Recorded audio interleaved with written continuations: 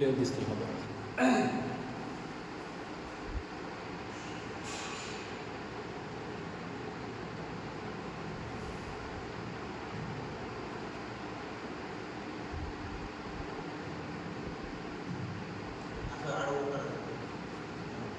हे पेज का नाही असं पण असं मोठं आडवे प्रश्न मोठी पण हे बाळ होणार नाही ना होईल रोटेट दिसत नाही तुम्हाला काय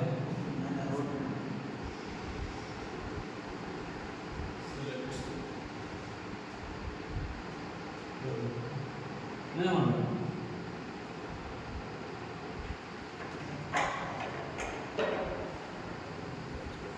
हे किंवा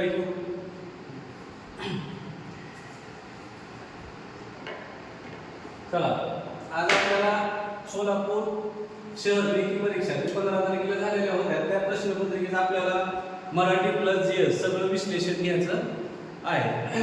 गणिताचं काय आपले सर सोडून घेतील कारण गणिताचं कोहिनूर आहेत आपल्याकडे त्याच्यामुळे आपण गणिताच्या प्रश्नाला हात घालणार नाही. चला जेवढे मराठी जीएसचे आहेत ते आपण घेऊ.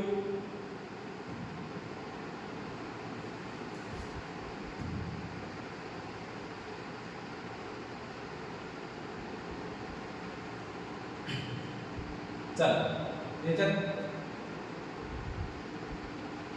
पहिला प्रश्न आहे याच्यामध्ये बघा जीएसचा प्रश्न बघा. जगातील प्रचंड वेगाने धावणारी रेल्वे काय जगातील प्रचंड वेगाने धावणारी रेल्वे डॅश या देशांनी तयार केली आहे. आपल्याला माहित आहे जगात जास्त जर कोणी इंटरनेट वगैरे या सुविधाच्या शोधात असेल तर तो आहे चीन. मग जगात सर्वात जास्त प्रचंड वेगाने म्हणजे जशी आपली वंदे भारत आहे त्याच्यापेक्षा फास्ट मग जगातील प्रचंड वेगाने धावणारी रेल्वे डॅश या देशाने तयार केली आहे. तर तो कोणता देश आहे चीन.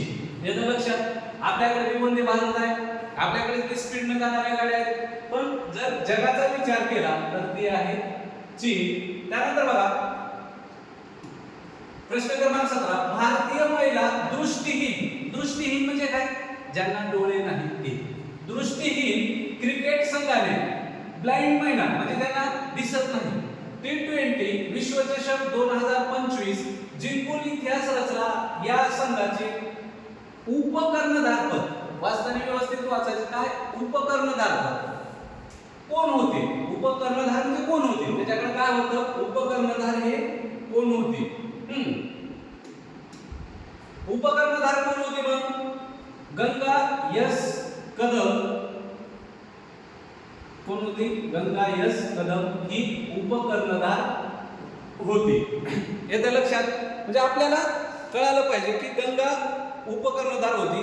तर कर्णधार कोण होती तुम्हाला जर विचारलं कर्णधार कोण होती तर दीपिका टीसी ही कोण होती कर्णधार होती. लक्षात असू द्यायचं हे कोण होती तर कर्णधार होती. ही कोण आहे उपकर्णधार आहे. कॅप्टन आणि उपकॅप्टन कॅप्टनलाच कर्णधार म्हणतात तर उपकॅप्टनला उपकर्णधार असं म्हणतात.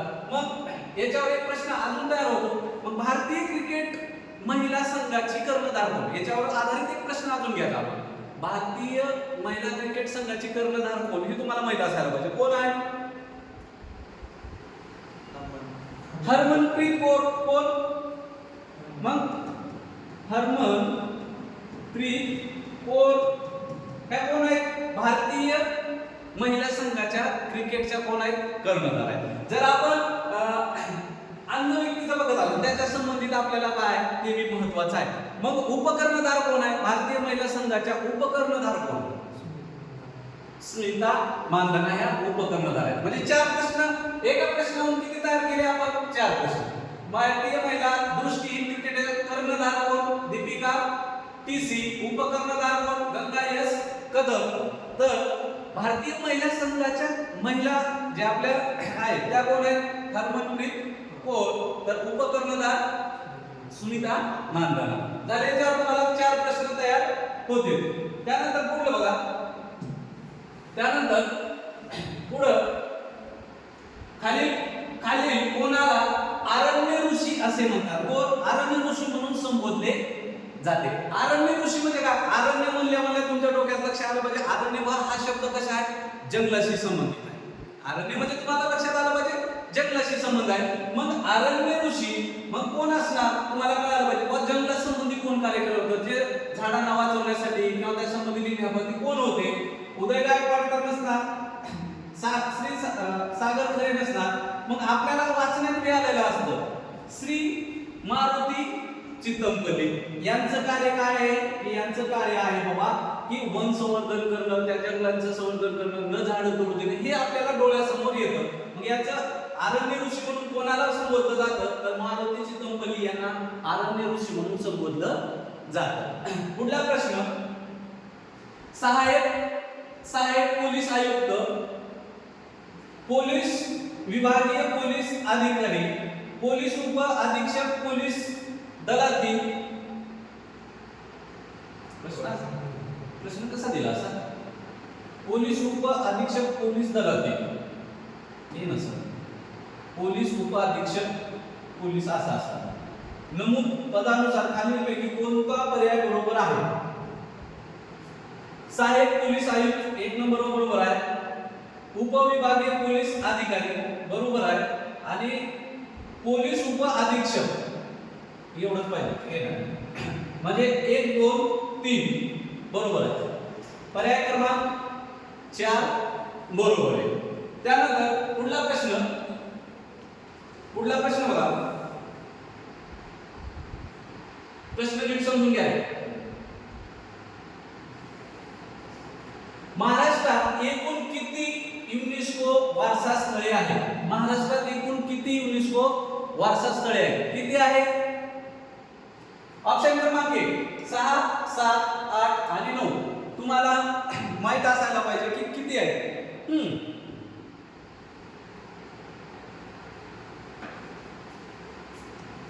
किती आहेत, 7 आहेत. लक्षात असू द्या, महाराष्ट्रात एकूण युनेस्को स्थळे किती आहेत, तर 7 आहेत. 7 किती आहेत, 7. मग कोणकोणते हे तुम्हाला माहित असावं लागतं. ह्याच्या जर 7 आहेत तर कोणते आहेत ते तुम्ही लिहून ठेवायचे. अजिंठा वेरूळ लेणी, अजिंठा लेणी वेरूळ लेणी 2 झालं. 1983 मध्ये यांना दिलेलं आहे. कुठं आहे, कुठल्या जिल्ह्यात आहे, छत्रपती संभाजीनगर. त्यानंतर एलिफंटा लेणी कुठल्या जिल्ह्यात आहे, मुंबई का रायगड. 1987 एलिफंटा लेणी पाठ करून सांगायचं मला कुठल्या जिल्ह्यात, तुमच्यासाठी हे महत्वाचं. त्यानंतर छत्रपती शिवाजी महाराज टर्मिनस 2004 मुंबईला जागतिक वारसा स्थळाचं काय दिलेलं आहे, दर्जा दिलेला आहे. त्यानंतर व्हिक्टोरिया, जे आपण व्हिक्टोरिया गॅथिक आणि साईड डेको संकुल 2018 मध्ये मुंबई परिसर आहे, त्याला एक जागतिक वारसा स्थळाचा दर्जा दिलेला आहे. आणि त्यानंतर पश्चिम घाट जे नैसर्गिक आहे, पश्चिम घाट हे काय नैसर्गिक आहे, बाकीचे काय ऐतिहासिक आहेत, त्यांना कशाचं काय कारण देऊन त्याला आपण सांगतो. पण पश्चिम घाट जे आहे त्याला नैसर्गिक स्थळांना 6 काय ते जागतिक आहेत किंवा विशिष्ट हे आहेत, पण जे पश्चिम घाट आहे ते नैसर्गिक आहे. 6 ऐतिहासिक आणि एक जर प्रश्न याच्यावर असा बी येऊ शकतो, जागतिक युनेस्को वारसा स्थळामध्ये एकूण 7 स्थळे आहेत, त्यापैकी कुठला एक स्थळ आहे जे नैसर्गिक आहे. येतं लक्षात. प्रश्न असा बी तयार होऊ शकतो ना, याच्या व्यतिरिक्त जर तुम्हाला प्रश्न तयार करायचा असेल तर तो युनेस्को स्थळामध्ये 7 दर्जा दिलेला असून त्यापैकी 6 काय ऐतिहासिक आहे तर नैसर्गिक कोणता आहे, तर तो आहे पश्चिम घाट, जे आपल्या सह्याद्री म्हणून ओळखलं जातं. हे तुम्हाला 7 माहित असावं लागतं. आणि 7वा आहे जो भारतातील मराठा किल्ल्यांना जो दर्जा दिला गेला, 7वा शिवाजी महाराजांनी जे स्वराज्य स्थापन केलं त्याच्यातले काही किल्ले घेतले गेले आणि त्यांना जे दर्जा दिला गेला ते जागतिक युनेस्को स्थळ, जे महाराष्ट्रात एकूण 7 आहेत त्यापैकी एक आहे. हे तर लक्षात. एकूण असे एकूण महाराष्ट्रातले किती आहेत, 11. महाराष्ट्रातले 11 किल्ले आणि एक जो आहे तो तमिळनाडू मधला आहे. अशी एकूण 12 किल्ले आहेत. त्या 12 किल्ल्याचे तुम्हाला नाव असावे माहिती. हे तर लक्षात.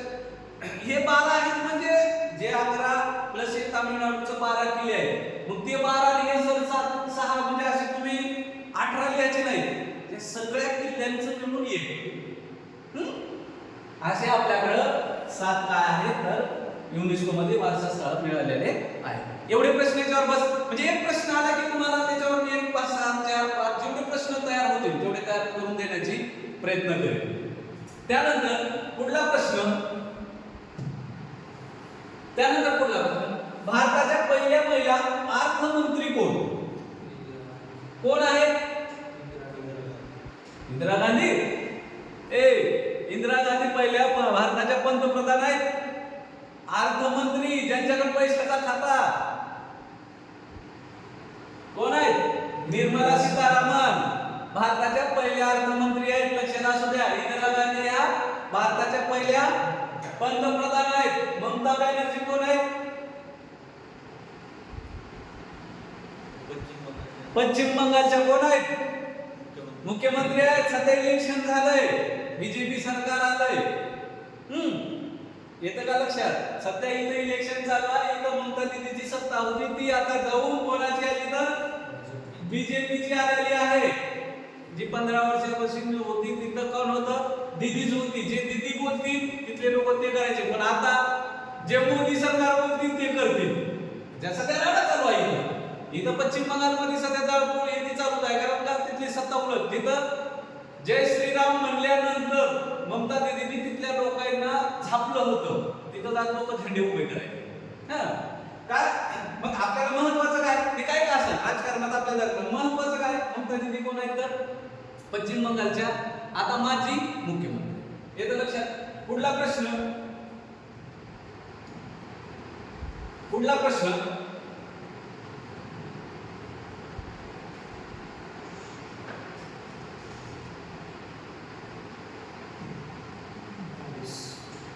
प्रश्न क्रमांक 22.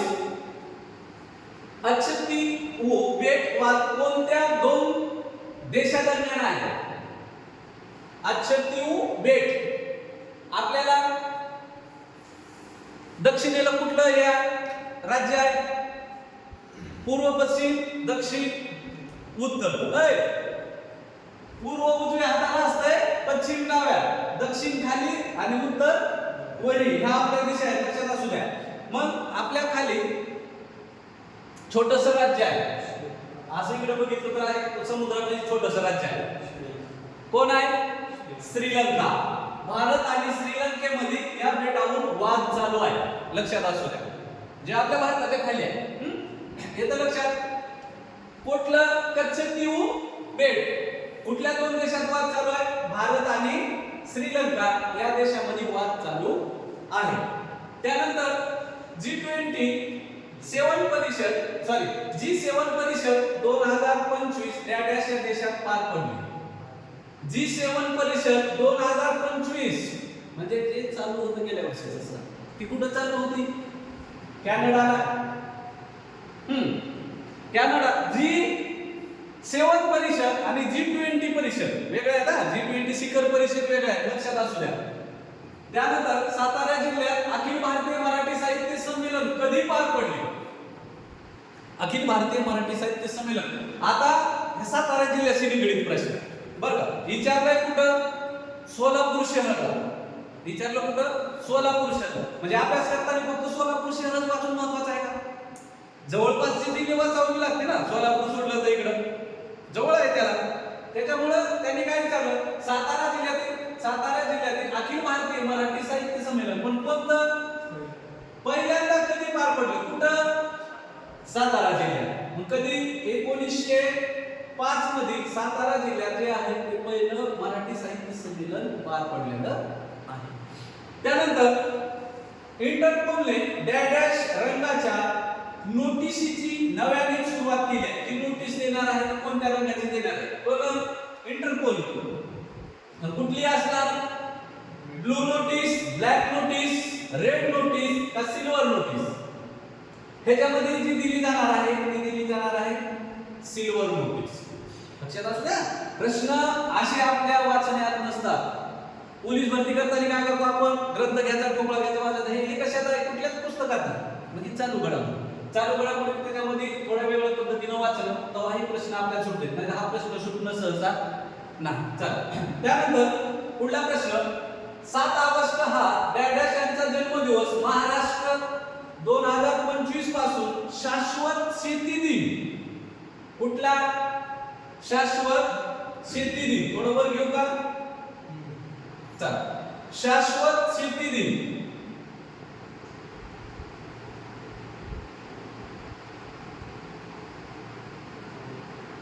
ना.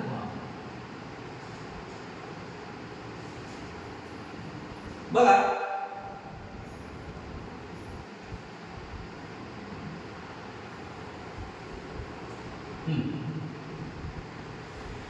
7 ऑगस्ट कुठला दिवस? August.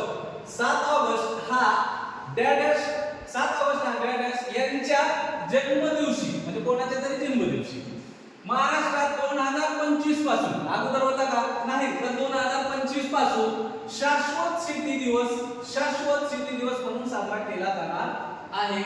Number 1 Vasantrao Naik, number 2 Norman Borlaug, number 3 M S. Swaminathan, number 4 यापैकी नाही. कुठला पर्याय? अंदाज लावू शकता तुम्ही.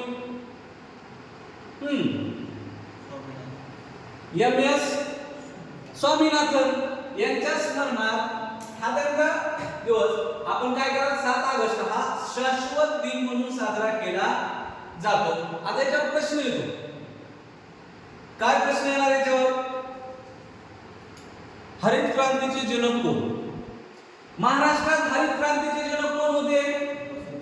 वसंतराव नाईक. महाराष्ट्रात हरित क्रांतीचे जनक वसंतराव नाईक यांना म्हणून ओळखलं जातं. यांचा जन्म आहे 1 जुलै 1913 यवतमाळ जिल्ह्यात. याचं लक्षात. यांचा कार्यकाळ 1963 ते 1975 बसतो होता. सर्वाधिक काळ, आज मी जर तुम्हाला प्रश्न असा आला की महाराष्ट्रात सर्वाधिक काळ मुख्यमंत्री म्हणून कोण राहिलेले आहे सलग, तर नाव आहे वसंतराव नाईक. प्रश्न येतो याच्यात, महाराष्ट्रात हरित क्रांतीचे जनक कोण? वसंतराव नाईक. 1 जुलै काय? 1 जुलै हा दिवस काय म्हणून साजरा केला जातो? कृषी दिन. महाराष्ट्रात जे आता शाश्वत शेती दिन एम.एस. स्वामीनाथन, पण याच्यावर प्रश्न आला महाराष्ट्रात कृषी दिन कधी साजरा केला जातो? तर 7 जुलै. ते का साजरा केला जातो? तर महाराष्ट्रात वसंतराव नाईक यांनी महाराष्ट्रात शेतीमध्ये भरभरून जे शेतकऱ्यांचं उत्पन्न वाढवण्यासाठी जे त्यांनी त्या टायमाला मिशन राबवलं गेलं, त्यामुळे महाराष्ट्रात खाण्यापिण्याची जी गव्हाची, ज्वारीची, जी बाजरीची आपल्याला कमतरता भासत होती, ते परिपूर्ण करून शेतकऱ्यांना भरघोष कसं उत्पन्न मिळवता येईल त्यामुळे जी क्रांती राबवलेली होती, त्यामुळे वसंतराव नाईक यांना काय म्हणलं जातं? हरित क्रांतीचे जनक. म्हणजे हरित म्हणजे जे हिरवगार करून आपल्या राज्याला आपले म्हणतात कधी कधी महाराष्ट्राला काळी आहे की हिरवी करण्याचं श्रेय जातं महाराष्ट्रात, ते आहेत आपले वसंतराव नाईक. याच्यावर 3 प्रश्न येते. 1 जुलै हा दिवस काय दिवस म्हणून साजरा केला जातो? महाराष्ट्रात कृषी दिवस. 1 जुलै 1913 यांचा जन्मदिवस कधी आहे? कुठल्या जिल्ह्यात आहे? यवतमाळ, जो विदर्भात आहे. त्यानंतर कधीपासून होते? 1963 ते 1975. 1975 नंतर कोण आलं तुम्हाला माहित आहे? इंदिरा गांधी. त्यानंतर आता याच्या पलीकडे जी महाराष्ट्रात आहे ते पण भारताचा विचार केला. भारतामध्ये हरित क्रांतीचे जनक कोण? भारतात महाराष्ट्रात वसंतराव नाईक आहे, मग भारतात कोण? एम.एस. स्वामीनाथन. दुसरा प्रश्न तयार होतो, एम.एस. स्वामीनाथन हे कोण आहेत? तर भारताचे हरित क्रांतीचे जनक आहेत. भारताचं माहित आहे तर आपल्याला जगाचं माहित असावं लागतं का नाही? मग जगाचे कोण आहेत? Norman Borlaug. हे कोण आहेत? जगाच्या हरित क्रांतीचे जनक आहेत. येतं लक्षात. तिन्ही आले एका प्रश्नावर 4-5 प्रश्न तयार होतात. आपण फक्त शाश्वत दिनच बघितला का? नाही. शाश्वत दिन तर तुम्हाला माहिती आहे, एम.एस. स्वामीनाथन यांच्या जन्मदिवस आपला 7 ऑगस्ट यांच्या स्मरणार्थ तयार केला किंवा राबवला जाणार आहे 2025 पासून. त्याच्यानंतर एम.एस. स्वामीनाथनचं काम काय? ते भारताचे काय हरित क्रांतीचे जनक आहेत. हे भारताचे आहेत, हे जगाचे आहेत, हे महाराष्ट्राचे आहेत. तिन्ही गोष्टी केल्या. तुम्हाला काय जगाचं हरित क्रांतीचे जनक कोण? Norman Borlaug. त्यानंतर भारताचे कोण? एम.एस. स्वामीनाथन. महाराष्ट्राचे कोण? वसंतराव नाईक. चला याच्या पुढला प्रश्न 27वा. व्ही नारायण इस्रोचे कितवे अध्यक्ष आहेत? इस्रोचे कितवे अध्यक्ष आहेत? Option number 1 9 8 11 10. कितवे आहेत? 11वे आहेत. 11वे. 10वे कोण होते?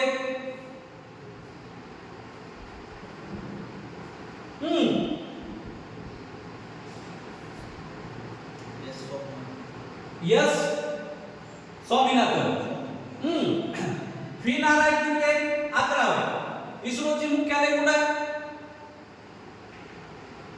बेंगळुरू आहे का? विचारलं जातं इस्रोचे मुख्यालय कुठे आहे? बेंगळुरू. अध्यक्ष कोण आहेत? व्ही नारायण. कितवे आहेत? 11वे. मग 10वे मी लिहून ठेवायचं. माझी विचारते जसं तिथं उपकॅप्टन विचारलं तसं इथं माझी विचारते. महत्वाचं आहे आपल्यासाठी. त्यानंतर पुढला प्रश्न. खालीलपैकी कोणते भारताचे कोणते नाही कोण पाहिजे होते? कोण भारताचे उपराष्ट्रपती कोणत्याही राज्याचे राज्यपाल नव्हते? काय म्हणतात? आता हे दिलेले कोण आहेत? सगळे उपराष्ट्रपती आहेत.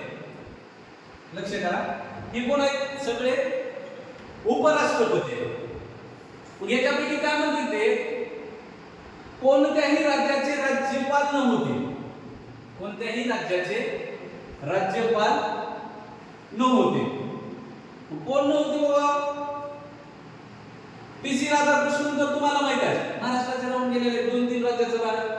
त्यानंतर झाकीर हुसेन. सांगा झाकीर हुसेन कुठले राहिलेले आहेत?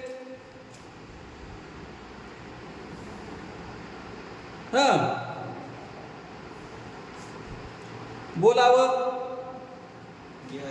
झाकीर हुसेन बिहारचे होते राज्यपाल बरं का. त्यानंतर जगदीप धनकर कुठले राहिलेले आहेत? पश्चिम बंगालचे जगदीश धनकर राहिलेले आहेत. पश्चिम बंगाल. हमीद अन्सारी कुठलेही राज्यपाल राहिलेले नाही. त्यानंतर पुढला प्रश्न. भारताच्या सर्वाधिक रामसर स्थळे कोणत्या राज्यात आहेत? काय म्हणते?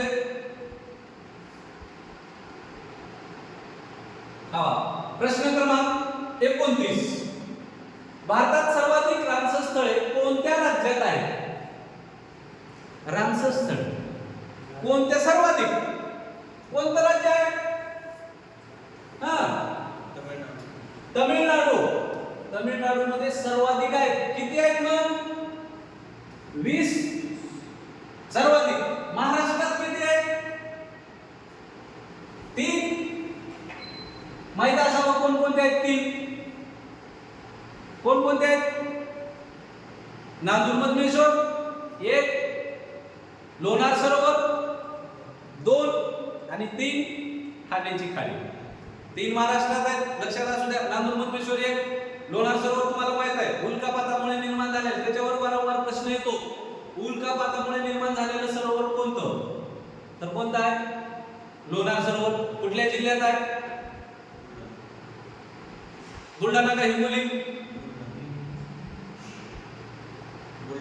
बुलढाणा जिल्ह्यात. कन्फ्युज व्हायचं नाही. नसेल तर घरी जाऊन बघायचं बुलढाणा का हिंगोली आहे. बुलढाणा कोणीकडे आहे? हिंगोली कोणीकडे आहे? लक्षात असू द्या. येत्या लक्षात. मग 3 कोणकोणते? नांदूर मधमेश्वर. महाराष्ट्रात 3 आहेत तुम्हाला माहित असावं. नांदूर मधमेश्वर, दुसरं लोणार सरोवर, तिसरं ठाण्याची खाडी. हे 3 महाराष्ट्रात आहे. त्यानंतर स्वच्छ वायू सर्वेक्षण 2025 वायू हवा स्वच्छ वायू सर्वेक्षण 2025 नुसार महाराष्ट्रातील कोणत्या शहराने श्रेणी 2 मध्ये प्रथम क्रमांक पटकावलेला आहे? प्रथम क्रमांक पटकावलेला आहे. पुणे शहर, त्यानंतर सोलापूर, अमरावती आणि पिंपरी चिंचवड. आपल्याला वाटतं सोलापूरचा पेपर आहे त्याच्यामुळं टाकणाऱ्याने सोलापूरच टाकलं असेल. पण जर तुम्ही चालू घडामोडीचा अभ्यास केला नसेल तर हे अंदाज पंची येत नाही. याचा एक स्वच्छ सर्वेक्षण श्रेणी 2 मध्ये प्रथम क्रमांक कोणी पटकावला तर ते आहे अमरावती. येतं लक्षात. त्यानंतर खालीलपैकी आता काय आले आहे, मराठीचा प्रश्न आला आहे.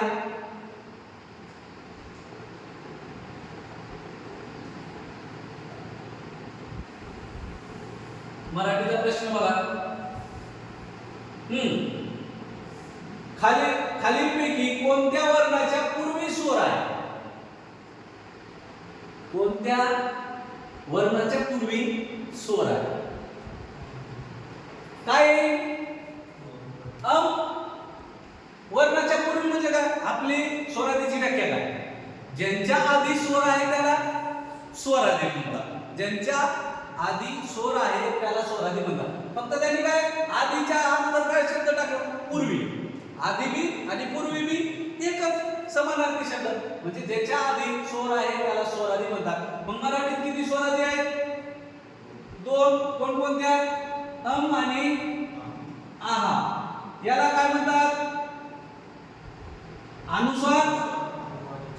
अनुस्वार याची फोड जर विचारली तर अनु अधिक स्वर, म्हणजे पाठीमागून आलेला स्वर त्याला अनुस्वार म्हणतात. येतं लक्षात. जसं आपण संतोष शब्द लिहू, स असं लिहून लिहतो का अनुशब्द थांबाबाई लिहून लिहू नाही, तर आपण स लिहिलेले आपला हात असा पडतो आणि इथं अनुस्वार, म्हणजे पाठीमागून आलेला स्वर म्हणजे अनुस्वार. मराठीत 2 स्वर आहेत, त्यांची काय विचारली त्यांनी? व्याख्या विचारली. म्हणजे व्याख्या पाठ करणं महत्त्वाचं आहे. त्यानंतर बघा आता इथे विचारला कशावर? संधीवर. गंगा अधिक ओ हा कोणत्या शब्दाच्या संधियुक्त काय संधियुक्त विग्रह आहे? गंगा अधिक ओ. आता गंगा मध्ये काय निघाला? याच्यामधला स्वर काढा. आ पुढं काय आहे? ओ बरोबर काय झालं? औ. मग शब्द काय? हा बघा हा औ निघाला म्हणजे हा कटून गेला. फक्त इथं घ राहिलं. आणि गंगा मधला आ निघून गेला तर इथं राहिलं गंग अधिक घ.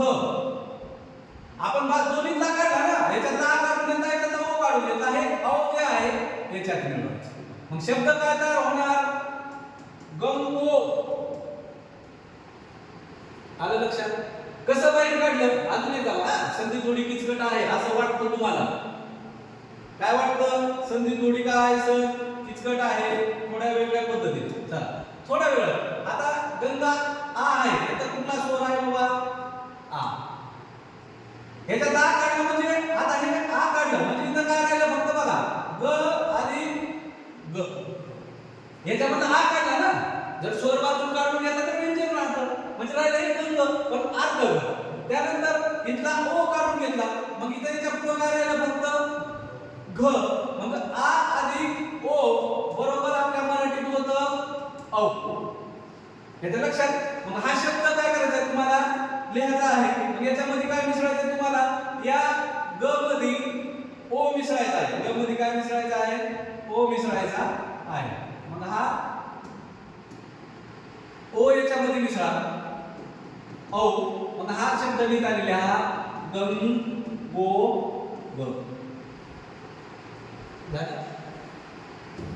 सगळे नियम सांगतो तुम्हाला. संधीचे सगळे नियम, काही तुम्हाला जास्त टेन्शन घ्यायचं नाही. फक्त संधी करता आली पाहिजे. संधीचे किती प्रकार हो? 3. स्वर संधी, व्यंजन संधी आणि विसर्ग संधी. मग स्वर संधीमध्ये दीर्घ स्वर संधी, यनादेश, वृद्धादेश जे आहेत ते आपण एकदम व्यवस्थित क्लासमध्ये सांगणार. आता बघा ती परीक्षा देते या विधानातील अधोरेखित शब्दाचे व्याकरण चालवा. कोण देणार आहे परीक्षा? ती. अधोरेखित कोणाला आहे? तिला आहे. चालवा बरं. ती सर्वनाम आहे, एकवचनी आहे, स्त्रीलिंगी आहे. पण इथं बघायचं ती एक कर्म आहे का? नाही. कट पद्धत चालायचं जर जास्त चलत नसेल तर. बघा ती विशेषण आहे का? आपण कुठून सुरुवात करायलो? या अंडरलाईन पासून ज्याला अधोरेखित केलं तिथून चालवायचं. ती विशेषण आहे का? नाही. स्त्रीलिंगी आहे. ओके. एकवचनी आहे, पण कर्ता आहे. मग इथं विशेषण आहे का ती? नाही. त्यानंतर सर्वनाम आहे का? आहे. स्त्रीलिंगी आहे का? आहे. एकवचनी आहे का? आहे. आणि दिलेला अंडरलाईन कर्त्याचं कार्य करतं का? ती परीक्षा देते. देणारी कोण? ती. काय निघाला? कर्ता निघाला. म्हणजे कर्ता आहे. त्यानंतर ती हे काय? सर्वनाम. नामाऐवजी येणाऱ्या शब्दाला सर्वनाम असं म्हणतात. नामाऐवजी येणाऱ्या शब्दाला सर्वनाम असं म्हणतात. मग सर्वनाम किती आहेत? मराठी भाषेत मूळ सर्वनाम 9 आहेत. इथं मी, तू, तो, हा, जो, कोण, काय, आपण आणि स्वतः हे मूळ काय सर्वनाम मराठी भाषेत. किती? 9. प्रश्न साधा सोपा आहे तुम्हाला. आता इथं हे व्याकरण चालवा तुम्हाला म्हणले, ती परीक्षा देते, पण तुम्हाला कळालं पाहिजे ती म्हणल्या नामाऐवजी येणारा शब्द सर्वनाम. मराठी भाषेत मूळ सर्वनाम 9 आहे. मी, तू, तो, हा, जो, कोण, काय, आपण, स्वतः. तर सर्वनामाचे प्रकार जर विचारले तर सर्वनामाचे प्रकार किती आहेत? तर 6. लक्षात असू. पुरुषवाचक असेल, दर्शक असेल, आत्मवाचक असेल, 6 प्रश्न तुम्हाला प्रकार पाठ करून ठेवायचे आहे. आत्मवाचक प्रश्नार्थक असतील जे काय. आता पुरुषवाचक तुम्ही म्हणलं तर त्याचे 3 प्रकार. प्रथम पुरुष, द्वितीय पुरुष, तृतीय पुरुष. बोलणारा व्यक्ती स्वतःचा उल्लेख करताना जे सर्वनाम वापरतो त्याला प्रथम पुरुषवाचक म्हणतात. बोलणारा व्यक्ती दुसऱ्या व्यक्तीचा उल्लेख करताना जे सर्वनाम वापरतो त्याला द्वितीय पुरुषवाचक म्हणतात. आणि बोलणारा व्यक्ती तिसऱ्या व्यक्तीचा उल्लेख करत असेल तर त्याला तृतीय पुरुषवाचक सर्वनाम असं म्हणतात. मग या तिन्ही सर्वनाम तुम्हाला माहित असेल. प्रथम पुरुष मध्ये मी, आम्ही, आपण, स्वतः. द्वितीय पुरुष मध्ये तू, तुम्ही, आपण, स्वतः. आणि तृतीय मध्ये तो, ती, ते, त्या. चला पुढला प्रश्न.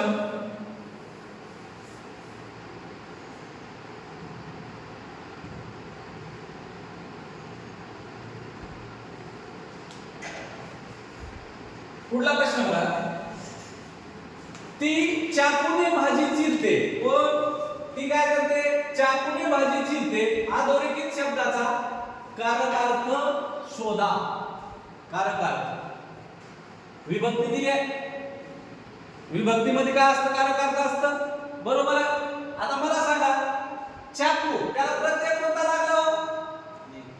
ने. नेची विभक्ती कोणती आहे? तृतीया. नेशी, नीशी. बाबा तृतीयाचं काय? ने, ए, शी आणि नी, ई, सी, ही. नी, सी, ही. हे कशाचे आहेत? तृतीयाचे आहेत. तृतीय म्हणजे काय? क्रियेचं साधन. त्याला तृतीय विभक्तीचं काय? क्रियेचं साधन. ती चाकूने भाजी चिरते. कशाने? चाकूने. चाकू काय करायला? क्रियेचं साधन. क्रियेचं साधन म्हणजे काय? तर तृतीय विभक्ती. आणि कारकार्थ जर विचारला तर कर.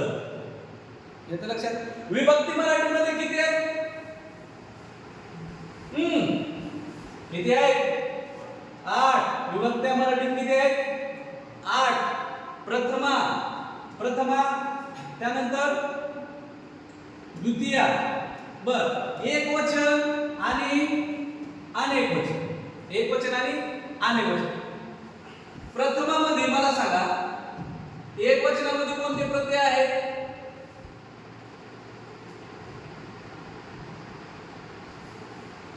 कधी कधी होतंय असं. बोर्ड आपला विभक्ती मराठीत किती मानल्या जातात? 8. विभक्ती किती मानल्या जातात? 8. त्यामध्ये प्रथमा, एक वचन आणि इथं लिहू अनेक वचन. प्रथमामध्ये एक वचनात प्रत्यय आहेत का? नाही. अनेक वचनात नाही. कारकार्थ काय आहे? कर्ता. त्यानंतर घेऊ द्वितीया. द्वितीयामध्ये एक वचनामध्ये स, ला, ते आणि अनेक वचनामध्ये स ला ना ते एकूण विभक्ती 8 आहे. त्यानंतर आपल्याला काय दिलंय तृतीया. तृतीयाचे काय आहेत ने ए सी आणि नी ई सी ही हे प्रत्यय आहेत. तृतीयामध्ये याच्यामध्ये काय चाकुने कारक दिले करण. करण म्हणजे काय क्रियेचं साधन. आपण काय करतोय ती चाकुने भाजी चिरते. चिरते पण कशाने चाकुने. क्रिया करायला क्रियेचं साधन म्हणून त्याला आपण कारक अर्थ त्याचं सांगू शकतो आपण करण. त्याच्या लक्षात विभक्त्या तुम्हाला एकदम 8 चे 8 पाठ असावं. कोणती विभक्ती कोणत्या दोन विभक्त्यामध्ये प्रत्यय सारखेच आहेत द्वितीय आणि चतुर्थी. कोणत्या विभक्तीमध्ये प्रत्यय जोडून आलेले षष्ठी ऊन हुन ऊन हुन जोडून आलेले. बाकी कुठल्याच विभक्तीचे प्रत्यय जोडून आलेले नाही. कोणत्या विभक्तीमध्ये फक्त अनेक वचनातच प्रत्यय आहे कोणत्या संबोधन एक वचनात नाही अनेक वचनात नो. नो म्हणजे फक्त काय हाक मारणे महेश पाणी आण ठीक आहे संबोधन मध्ये दर्शवलं जातं. त्यानंतर पुढला प्रश्न डॅडॅश वास उन्हाळ्यात थंडावा देतो. बघा प्रश्न थोडा टिपिकल आहे. डॅडॅश वास उन्हाळ्यात थंडावा देतो. गाळलेल्या शब्दाच्या जागी खालीलपैकी कोणता पर्याय योग्य आहे. आता थोडं अभ्यासात आपल्याला कपुराचा आपण गावाकडे म्हणतो कपुराचा वास उन्हाळ्यात थंडावा देतो. इथं कपुराचा नसून कापराचा शुद्ध शब्द काय वापरावा लागेल कापराचा वास उन्हाळ्यात थंडावा देतो. कपुराचा म्हणजे थोडं वेळ कापराचा वास उन्हाळ्यात थंडावा देतो. पुढला प्रश्न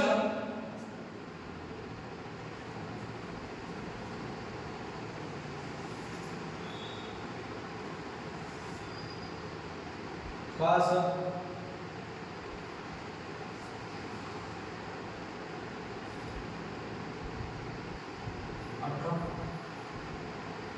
गरम झालं काय करू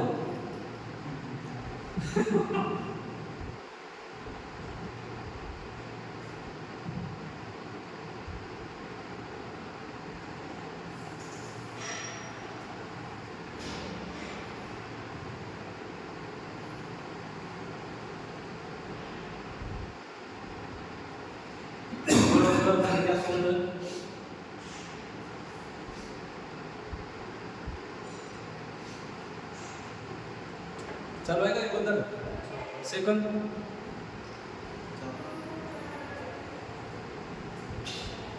चाल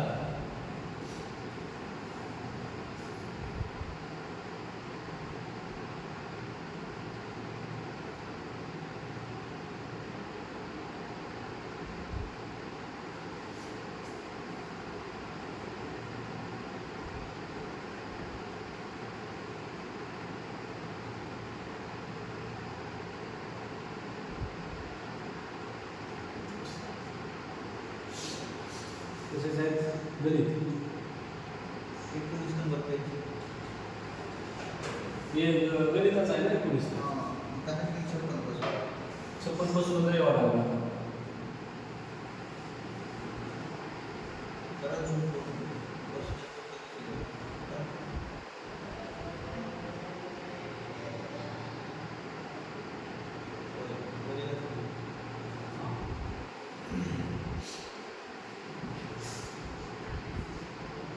चल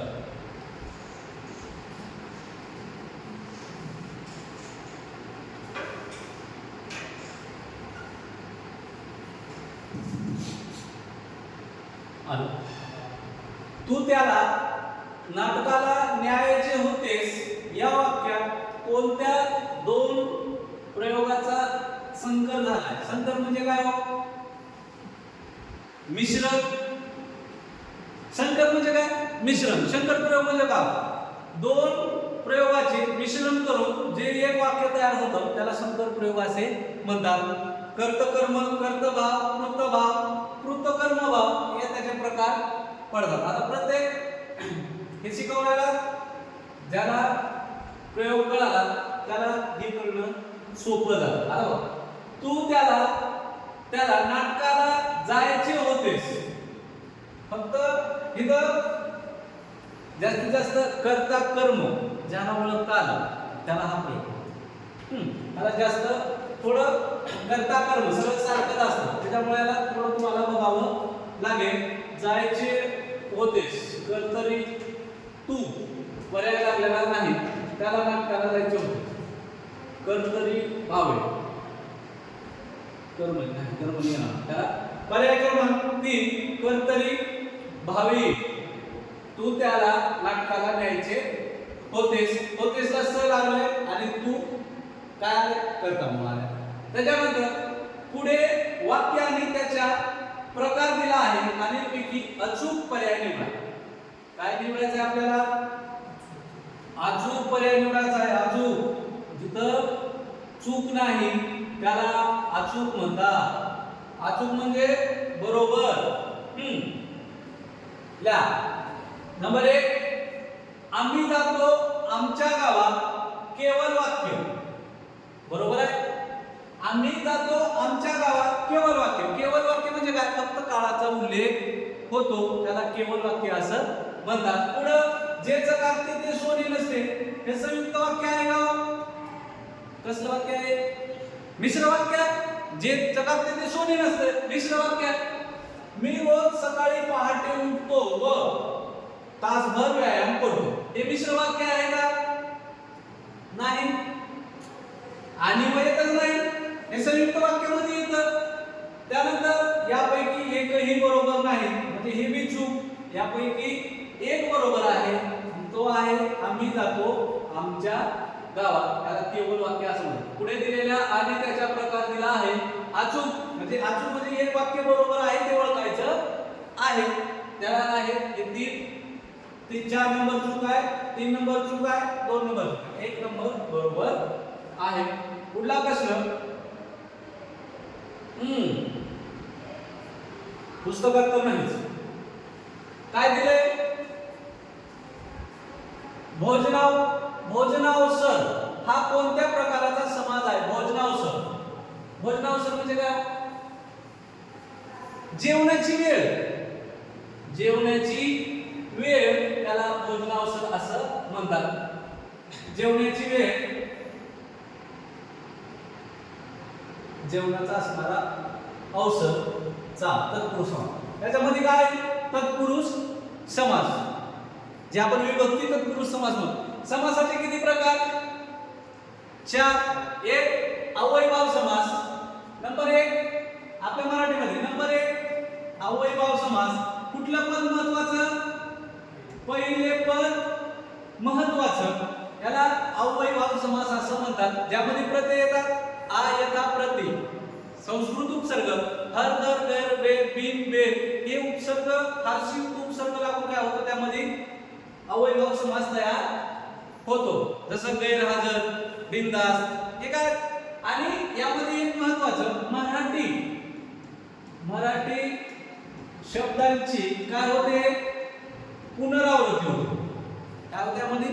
गावोगावी दारोदार हे काय होतं? पुनरावृत्ती यामध्ये अव्ययभाव समासामध्ये असते. त्यानंतर मध्यमपद रूपी तुम्हाला तर माहितीच आहे काय केलेले असतात? मधले शब्द गाळलेले असतात. कसं?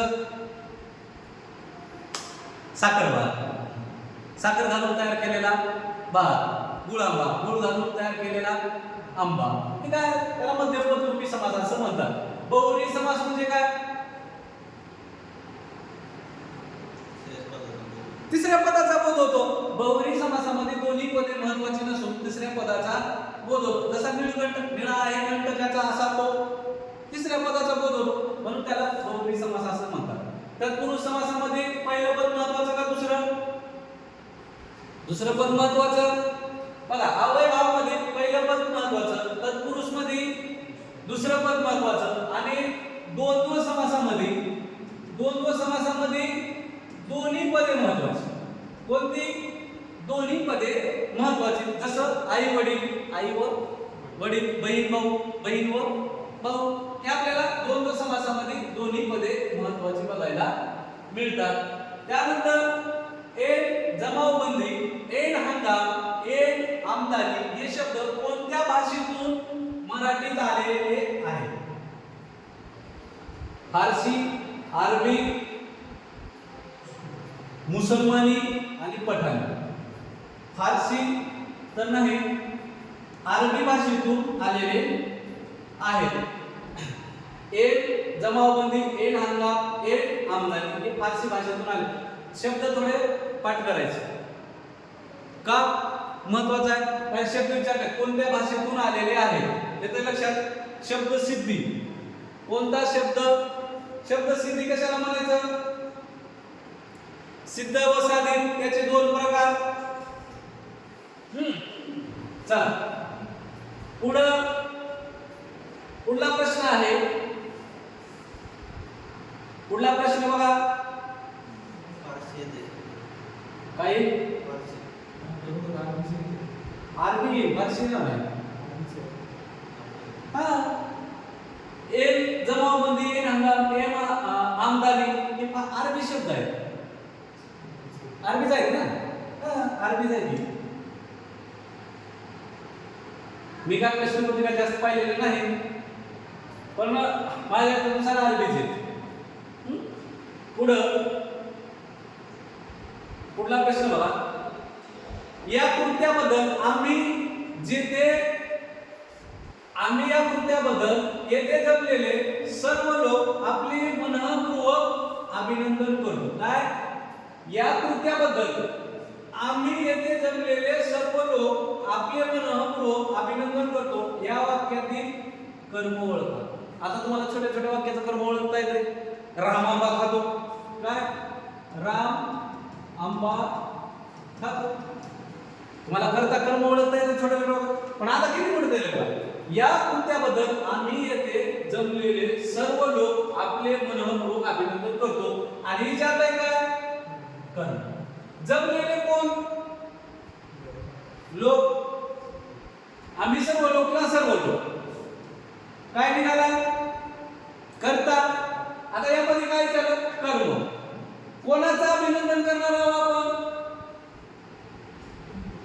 आपले अभिनंदन येथे जमलेले सर्व लोक त्या कृत्याबद्दल मनःपूर्वक आम्ही येथे जमले.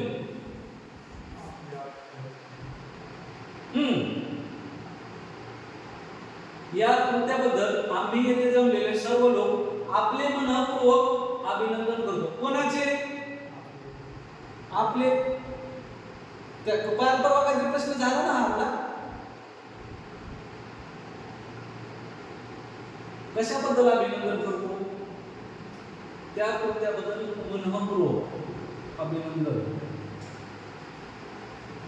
काय येण्याचं उत्तर बघा बरं. त्याच्यात आपले अभिनंदन येईल त्या कृत्याबद्दल मनःपूर्वक येईल.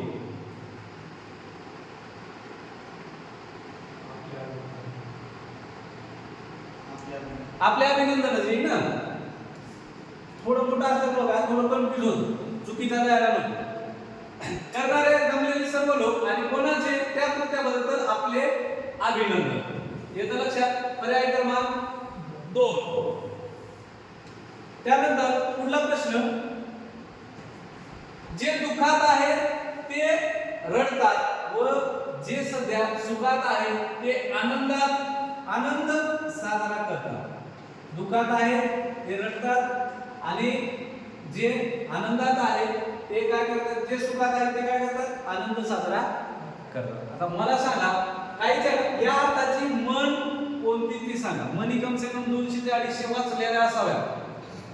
पाठ केलेल्या नसाव्यात पण वाचलेल्या तरी असाव्या. कारण का वाचल्यावर आपल्याला ते प्रश्नापासून जाता तर येतं बाबा कुठला पर्याय बसू शकतो. पाठ होत बी नसती 2-250. बघा रोज मरे त्याला कोण रडेल नाही. रोजचं घरान कोण ऐकत बसणार आहे. रोज कोणी त्याला कोण रडेल. रोजच एखादं मरत असेल रडत बसणार आहे का नाही. हा पर्याय तर नाही. पुढला पर्याय बघा. आत्यातले रडतात आणि सुपातले हसतात. जात्यातले रडतात आणि सुपातले हसतात. बरोबर आहे. जात्यातले रडतात म्हणजे हे दुखात आहे आणि सुपातले रडतात म्हणजे. आता एक सुप माहिती आहे का तुम्हाला. सुपातले असतात ते तुम्हाला माहिती आहे का? सूप माहित आहे? हय छुमू छुमू ह्याला सूप म्हणते. नाहीतर सूप काय असतं? असं असतं सूप. माहित आहे ना? नाहीतरी पण सांगावं.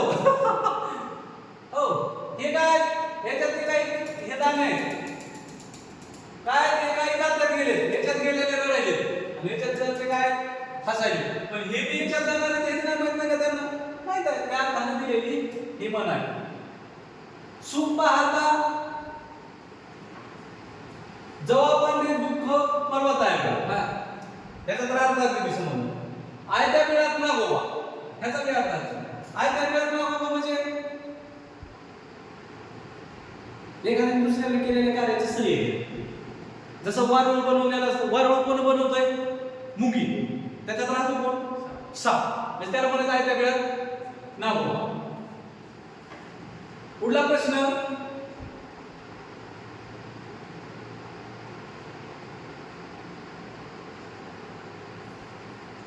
अनेक समाजकंटक जादूटोणा करून गरिबांची मालमत्ता घशात घालतात. या वाक्यातील अधोरेखित शब्दासाठी कोणता वाक्य प्रचार वापरावा?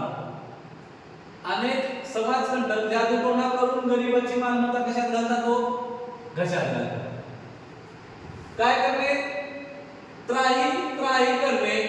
नंबर 2 काय करणे? हैदोस घालणे. नंबर 3 आमिष दाखवणे. नंबर 4 गारुड करणे.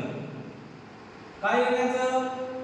नंबर 4 गारुड करणे. काय? गारुड करणे. गरिबाची मालमत्ता घशात घालतात त्याला म्हणायचं गारुड करणे. पुढला प्रश्न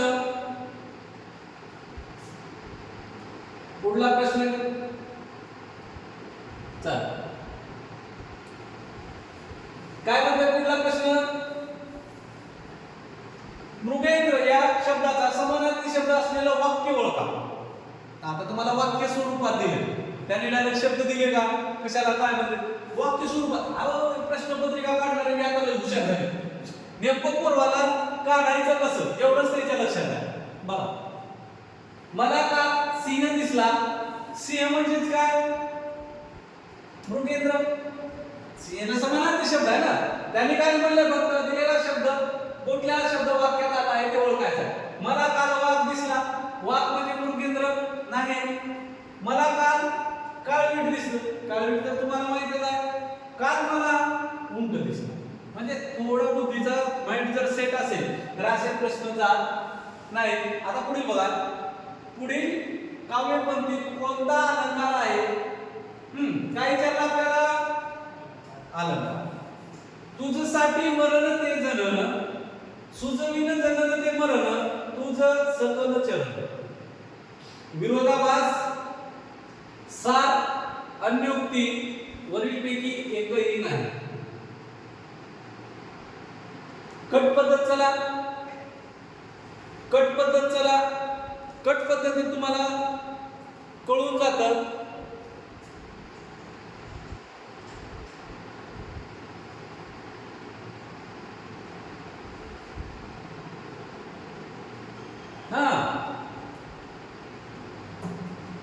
सांगा. अन्योक्ती तर नाही.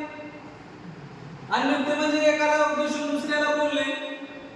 दुसरं विरोधाभास आणि तिसरं सार. काय विरोधाभास म्हणजे काय?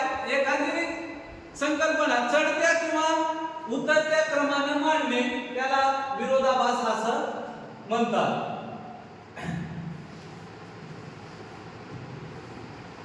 त्यानंतर पुढला प्रश्न. अलंकाराचे किती प्रकार? अलंकाराचे किती प्रकार? 2. शब्द अलंकार आणि अर्थ अलंकार. शब्द अलंकाराचे किती प्रकार? 3. अनुप्रास, यमक, श्लेष. अनुप्रास मध्ये काय केलं जातं? एकच अक्षर वारंवार येऊन पुनरावृत्ती होऊन नाद निर्माण केला जातो. यमक मध्ये काय केलं जातं? एकच शब्द काय केला जातो? 2 अर्थांनी वापरला जातो. ओळीच्या शब्द ठराविक ठिकाणी मध्ये किंवा शेवटी आलेला असतो त्याला यमक असं म्हणतात. आणि श्लेष म्हणजे एकच शब्द दोन अर्थाने आलेला असतो. जसं सूर्याच्या उदयाने कोणाला आनंद होत नाही. सूर्य म्हणजे मित्र, सखा, दोस्त हे सगळं त्यामध्ये काय केलं दोन अर्थाने वापरलं जातं. पुढला प्रश्न बघा. पुढला प्रश्न आहे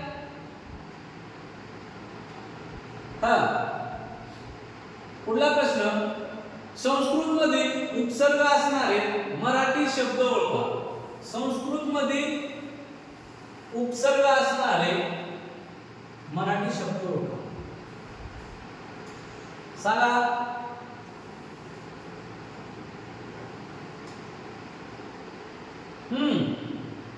संस्कृत मधील उपसर्ग असणारे मराठी शब्द ओळखा.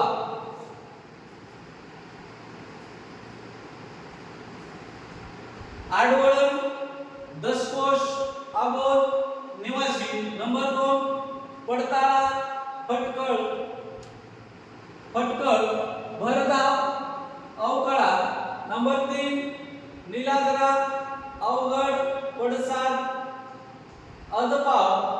आणि 4 नंबर अभिनय, अवमान, अनुभव आणि व्यतिरेक.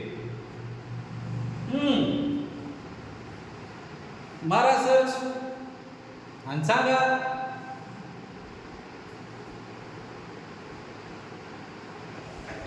सांगता आलं पाहिजे.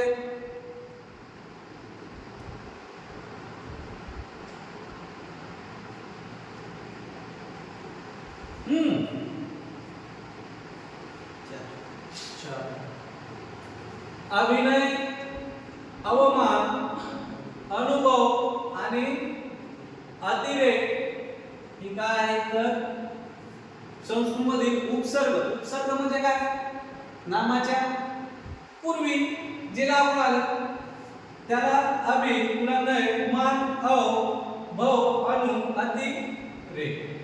त्याला म्हणायचं काय म्हणायचं सांगा जावा काय म्हणायचं ते बी.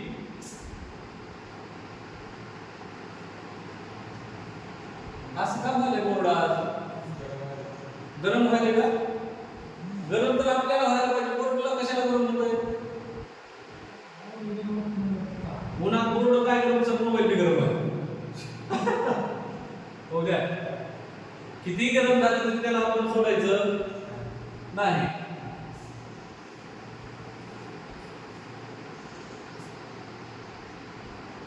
सरांनी नाहीत काय